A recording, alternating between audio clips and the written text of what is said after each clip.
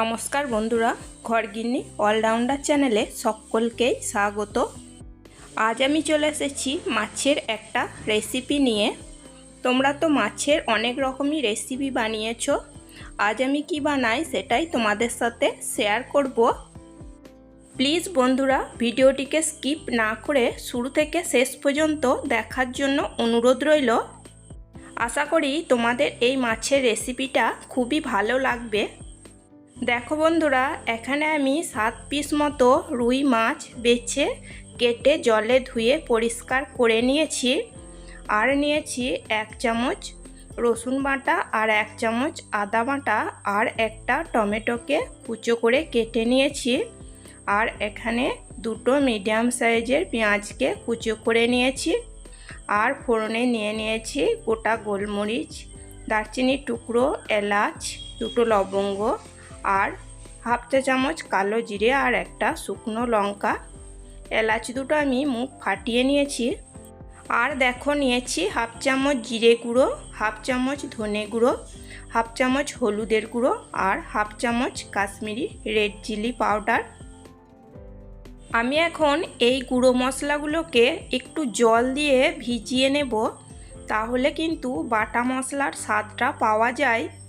দেখো, একটা চামচের সাহায্যে আমি খুব ভালো করে জলে গুলে নিচ্ছি। এই মশলাটা ছাড়াও আমি এই মাছের রেসিপিটাতে আরেকটা স্পেশাল মশলার ইউজ করব। তাতে করে এই মাছের স্বাদটা অনেক গুণ বেড়ে যায় এবং খেতেও খুবই টেস্টি হয়। দেখো বন্ধুরা, ওভেনে আমি কড়াই বসিয়ে দিয়েছি। কড়াইতে দিয়েছি 2 টেবিল চামচ মতো সর্ষের তেল। সর্ষের তেল খুব ভালো করে গরম করে নিয়েছি। এখন আমি ফোড়নে যেগুলো রেখেছিলাম সেগুলো দিয়ে দিয়েছি। ফোড়নটা একটু নাড়াচাড়া করে ভেজে নিচ্ছি। এখন দিয়ে দিচ্ছি 1 চামচ রসুন বাটা। রসুন বাটা একটু তেলে নাড়াচাড়া করে নেব। দেখো, রসুন বাটা আমার তেলে ভাজা হয়ে গেছে। এখন আমি দিয়ে দিচ্ছি যে পেঁয়াজটা আমি কুচো করে রেখেছিলাম, সেই পেঁয়াজটা আমি দিয়ে দিলাম। আর দিয়ে দেব 1 চামচ আদা বাটা। পেঁয়াজ এবং আদা বাটা খুব ভালো করে তেলে নাড়াচাড়া করে ভেজে নেব। বন্ধুরা, মাছ তো তোমরা অনেকেই অনেকভাবে রান্না করে খেয়েছো। আমি যেভাবে বানাচ্ছি একটু আলাদা রকমভাবে। এই মাছটা খেতে কিন্তু দুর্দান্ত স্বাদের হয়। দেখো, পেঁয়াজ কুচো এবং আদা বাটা খুব ভালো করে নাড়াচাড়া করে ভেজে নিয়েছি। এখন আমি যে টমেটোটা কেটে রেখেছিলাম সেটা দিয়ে দিলাম। টমেটো একটু নাড়াচাড়া করে নেব। অল্প একটু নুন আমি দিয়ে দিলাম, এতে করে টমেটো খুব তাড়াতাড়ি নরম হয়ে যাবে। আর দিয়ে দিলাম 2টো কাঁচা লঙ্কা। তোমরা তোমাদের পছন্দ মতো ঝাল দিয়ে নিতে পারো। এখন আমি মিডিয়াম টু লো ফ্লেমে খুব ভালো করে নাড়াচাড়া করে নেব। দেখো বন্ধুরা, টমেটো কিন্তু খুব ভালো মতো নরম হয়ে গেছে এবং গলেও গেছে। এখন আমি যে মশলাগুলো ভিজিয়ে রেখেছিলাম সেটা দিয়ে দেব।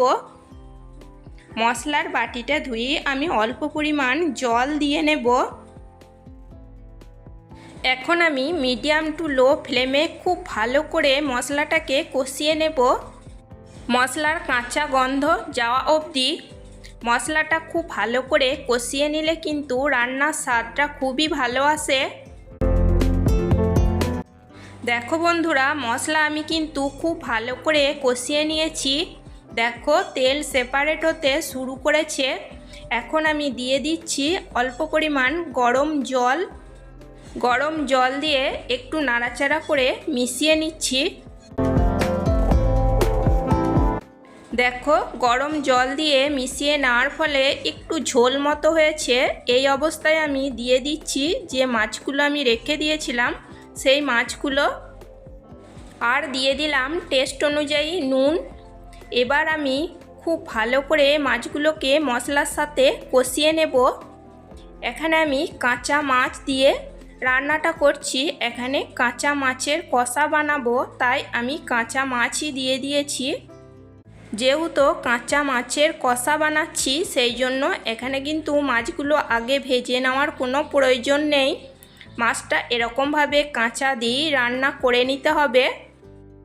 মিডিয়াম টু লো ফ্লেমেই মাছটাকে আমি খুব ভালো করে কষিয়ে নেব।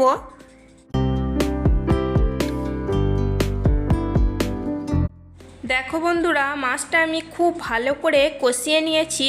এখন আমি আলতোভাবে একটু নাড়াচাড়া করে নেব। আলতোভাবে নাড়াচাড়া বা খুব সাবধানে এটাকে নাড়াচাড়া করে নিতে হবে, না হলে কিন্তু মাছগুলো ভেঙে যাওয়ার চান্স আছে, যেহেতু আমি কাঁচা মাছ দিয়ে রান্না করছি। দেখো, এখন আমি দিয়ে দিচ্ছি প্রয়োজন মতো গরম জল।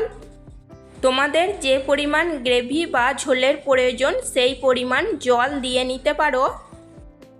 আমার রেসিপি যদি তোমাদের ভালো লেগে থাকে তাহলে একটা লাইক করে দিও, সাবস্ক্রাইব করো, কমেন্ট করো এবং প্রচুর প্রচুর শেয়ার করে আমার পাশে থেকো।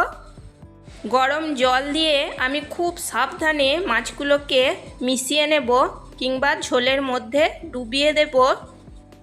ঝোলের মধ্যে মাছগুলোকে খুব ভালো করে মিশিয়ে নেওয়ার পর মিডিয়াম ফ্লেমে আমি কিছুক্ষণ রান্না করে নেব।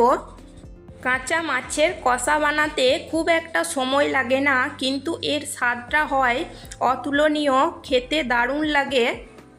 মিডিয়াম ফ্লেমে আমি 4-5 মিনিট মতো রান্না করে নিয়েছি। মাছগুলো খুব ভালো মতো রান্না হয়ে গেছে। এই কাঁচা মাছ কষার স্বাদটা অনেক গুণ বেড়ে যায়, যে কারণে যেটা আমি বলেছিলাম যে স্পেশাল কিছু ইউজ করব। দেখো, এখানে আমি নিয়েছি সানরাইজের আমচুর পাউডার। এই সানরাইজের আমচুর পাউডার আমি এখানে 1 চামচ মতো দিয়ে দেব। আমচুর পাউডার দিলে এটা খেতে একটু টকটক হয়, কিন্তু খেতে খুবই ভালো লাগে দুপুরের গরম ভাতের সাথে। আর এই প্রচণ্ড গরমে এরকম একটা মাছের রেসিপি যদি থাকে তাহলে কিন্তু মন্দ হয় না। আমচুর পাউডার আমি খুব ভালো করে মাছের সাথে মিশিয়ে নেব এবং খুব সাবধানেই এটাকে করতে হবে, কারণ মাছগুলো যাতে ভেঙে না যায় সেদিকে লক্ষ্য রাখতে হবে। আমি এখানে আমচুর পাউডার দিয়েছি, সেই জন্য স্বাদের ব্যালেন্স ঠিক রাখার জন্য 1 চামচ চিনি দিয়ে নিচ্ছি। চিনি দিয়ে আবারও আমি সাবধানে খুব ভালো করে মিশিয়ে নেব এবং আর 2 মিনিট মতো মিডিয়াম ফ্লেমে রান্না করে নেব। আমার কাঁচা মাছের কষা বানানো যদি তোমাদের ভালো লেগে থাকে তাহলে অবশ্যই একবার বাড়িতে বানিয়ে নিতে পারো, দেখবে খুবই ভালো হবে।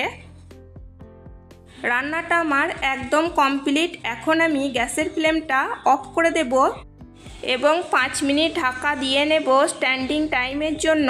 তারপর আমি সার্ভ করে নিয়ে দেখিয়ে দিচ্ছি। দেখো বন্ধুরা, সার্ভিং প্লেটে আমি কিছুটা পরিমাণ নিয়ে নিয়েছি। দেখো, দেখতে যতটা সুন্দর হয়েছিল খেতেও কিন্তু ততটাই টেস্টি হয়েছিল। আজকের মতো এই পর্যন্তই, আবার আসবো অন্য কোনো নতুন রেসিপি নিয়ে। সবাই সুস্থ থাকবে, ভালো থাকবে। চলো, টাটা, বাই।